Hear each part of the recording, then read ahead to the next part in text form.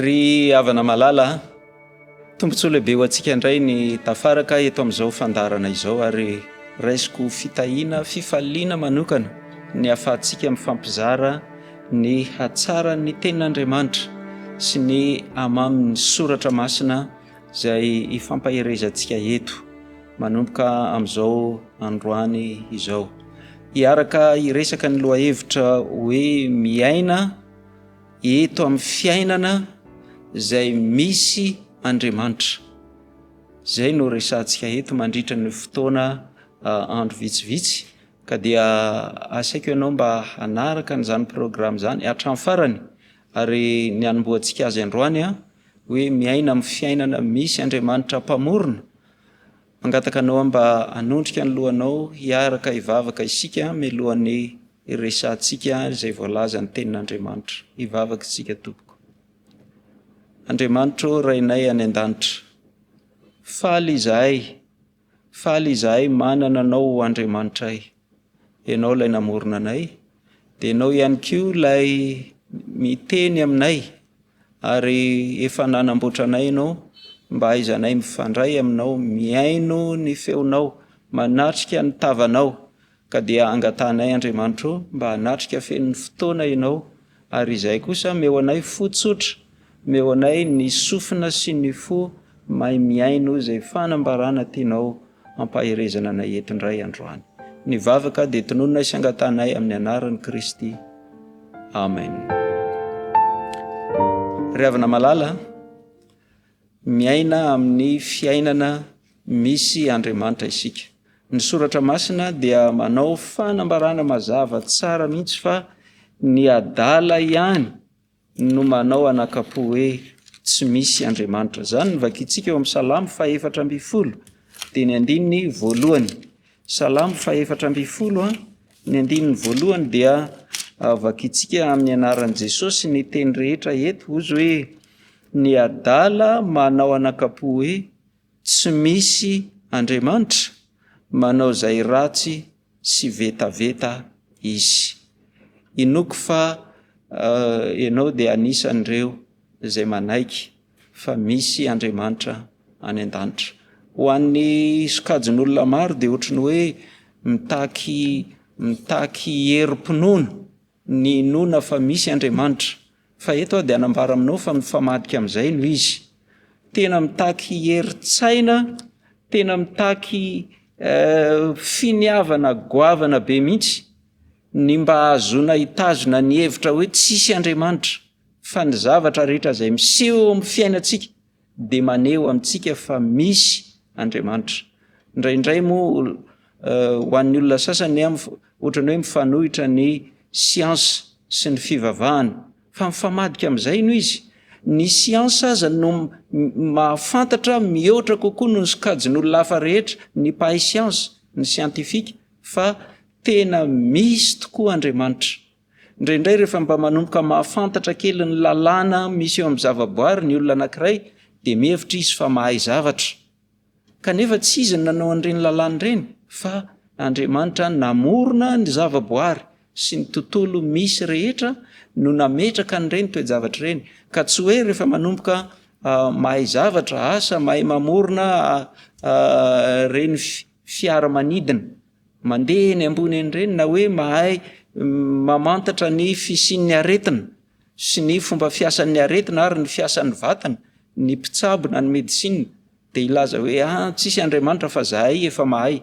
Tsy ry hava-malala, ireny aza vao maika manam-porofo amintsika ny fisian'Andriamanitra. Iresaka tsika ny amin'ny hoe miaina amin'ny fiainana misy Andriamanitra mpamorona.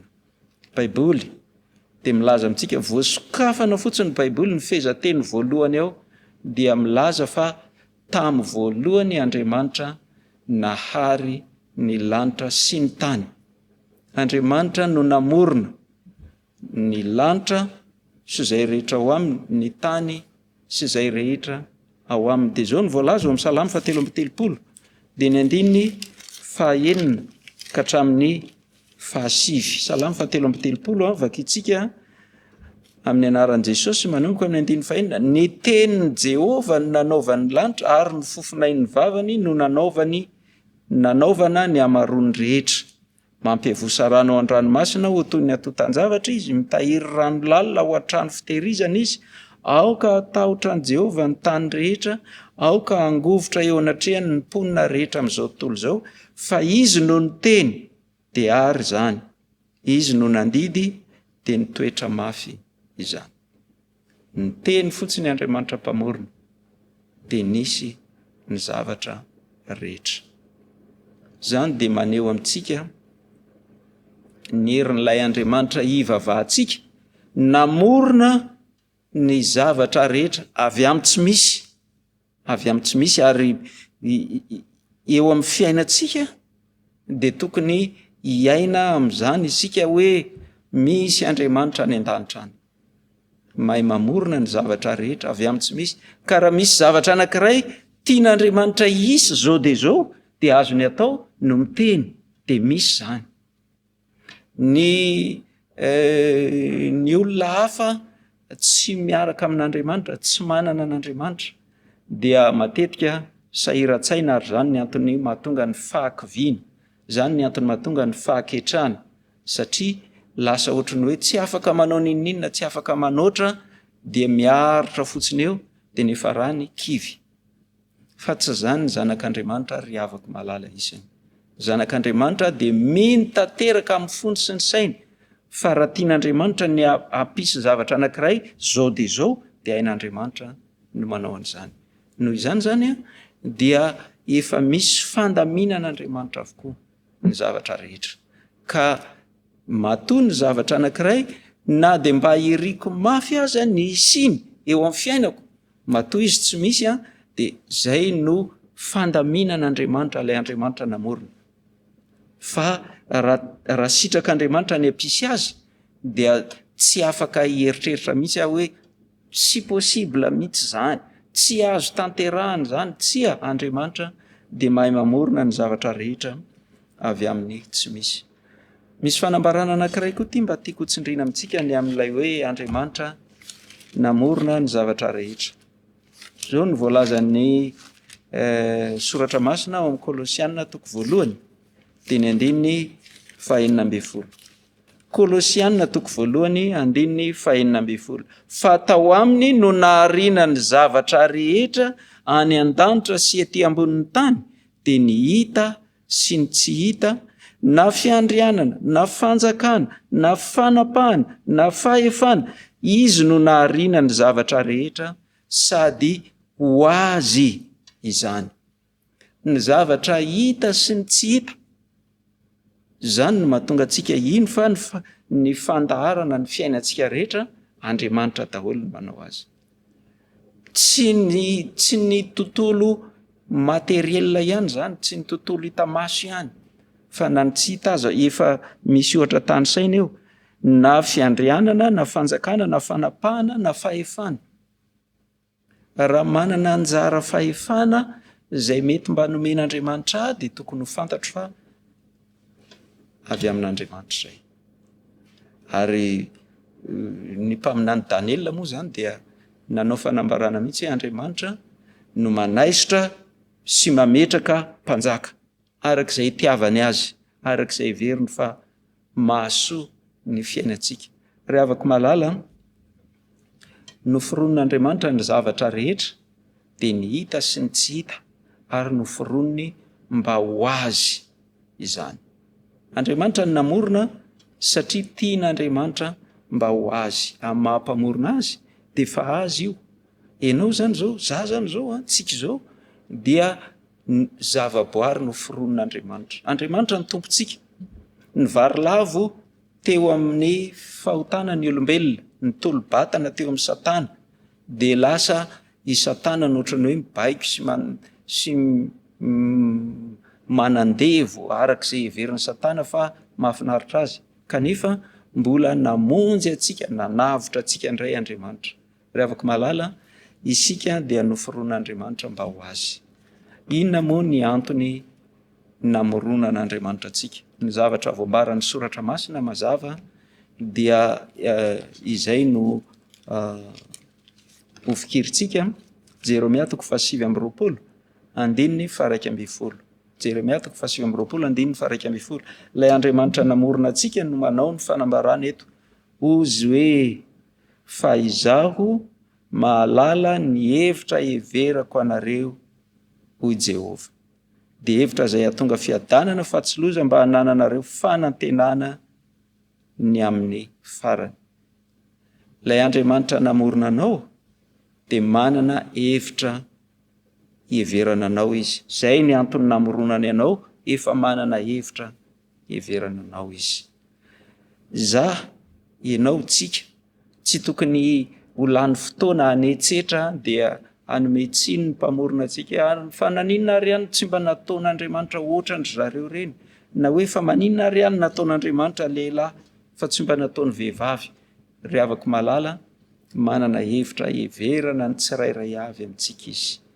Na dia misy valo lavitrisa aza ny olona miaina amin'izao andro iainantsika izao, dia ny fahendren'Andriamanitra no efa mandahatra, misy hevitra daholo efa voalamin'Andriamanitra ny ho an'ny tsirairay avy amintsika, ary isika izao dia noharian'Andriamanitra mba ho azy. Andao ho fitiantsika ny loha-hevitra androany. Misy Andriamanitra namorona, ary io Andriamanitra namorona io dia namorona tsy mba ohatry ny olombelona mamorona.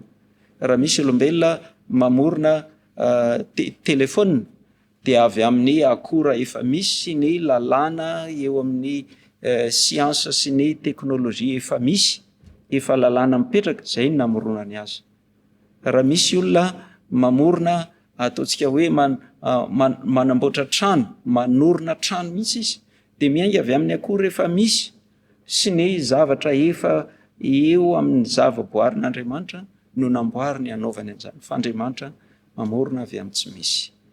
Ka raha zanak'Andriamanitra ianao dia matoki fa hain'Andriamanitra mamorona zavatra izay ilainao raha tena izay tokoa no mahasoa anao, na zao dia zao aza, na angamba amin'ny fotoana izay heverin'Andriamanitra fa mampety azy, fa zany no mahatonga antsika hipetraka tsara eo ambanin'ny tana maherin'Andriamanitra, hanetry tena eo ambanin'ny tana maherin'Andriamanitra, fa tsy hiezaka hierikerika havia havanana izay mahatonga ny Satana hanandevo olona maro, satria misy olona tsy mahatombona eo ambanin'ny tana maherin'Andriamanitra. Ary Andriamanitra raha namorona dia noforon'Andriamanitra mba ho azy ny zavatra rehetra. Ianao io zany zao, Andriamanitra namorona anao, noforoniny mba ho azy. Noforon'Andriamanitra mba ho azy. Ny ankohonako, ny havantsika, ny olombelona rehetra, ny programa namoron'Andriamanitra azy dia noforoniny mba ho azy. Fa ny zavatra rehetra mihitsy na ny hita na ny tsy hita dia noforon'Andriamanitra mba ho azy. Ka rehefa mametraka n'ireny zavatra ireny Andriamanitra mba ho tantanin'ny olombelona, mety ho tantaninao, ho tantaniko, ho tantanin'ny hafa, dia izao an'Andriamanitra io. Zay ny antony namoron'Andriamanitra azy. Noho izany aoka mba ho endry eo am-pitantanana an'ireny zavatra izay nankin'Andriamanitra aminao ireny, na ny hita na ny tsy hita, na fahefana na fanapahana na fanjakana, dia an'Andriamanitra avokoa ireny no harian'Andriamanitra mba ho azy. Ary efa manana hevitra heverana antsika Andriamanitra, ny antony nanankinan'Andriamanitra n'ireny zavatra ireny ho antsika. Mbola ho arahantsika amin'ny programa any aoriana, ny amin'ny hoe Andriamanitra lay namorona ny tontolo izay hanaovantsika ny asa mandraharahantsika, dia io Andriamanitra io no tokony hankinantsika eo am-panaovana ny asa mandraharahantsika. Andriamanitra lay namorona ny tontolo ahafahako manao fambolena ohatra, dia io Andriamanitra io izay taridalana avy aminy tokony arahako raha tiako ny hanao fandrarana ara-pambolena amin'ny fomba ankasitran'Andriamanitra. Hitahy ianao any Andriamanitra, hitahintsika ny Andriamanitra mba hitondra ny fiainantsika amin'ny fomba endry, amin'ny fomba hoe misy Andriamanitra namorona. Noho izany io Andriamanitra namorona io no efa nandahatra ihany koa ny tokony hiainako, izay antony namoronany ahy sy antony namoronana iny zavatra rehetra dia ny hita sy ny tsy hita. Andao hoentsika mbavaka ny mba aizantsika mipetraka tsara eo amin'ny hevitra izay heveran'Andriamanitra antsika sy ny zavatra rehetra izay noforoniny ka napetrany mba ho tamtamintsika. Hiara hivavaka tompoko. Andriamanitra ray nay any an-danitra, misaotra anao izahay noho ny fandaminanao ka dia afaka mahita amin'ny alalan'ny soratra masina izahay fa ianao dia namorona anay ho amin'ny anton-javatra mazava, amin'ny hevitra efa voafaritra tsara heveranao anay, ka dia ampianaranay Andriamanitra ny hoendry tsara hanetry tena eo ambanin'ny tana maherinao rehefa hiaina ny fiainanay izahay. Ampio izay mba hitondra ny fiainanay amin'ny fomba kasitrahanao, ary ampio izahay mba hiezaka mantatra dia hitombo fahalalana isan'andro ny fandaminana izay tianao atao aminay, satria miaina eto amin'ny fiainana izay misy Andriamanitra namorona sy mandahatra izahay. Vavaka dia tononona isangatanay amin'ny anaran'i Jesosy. Amen.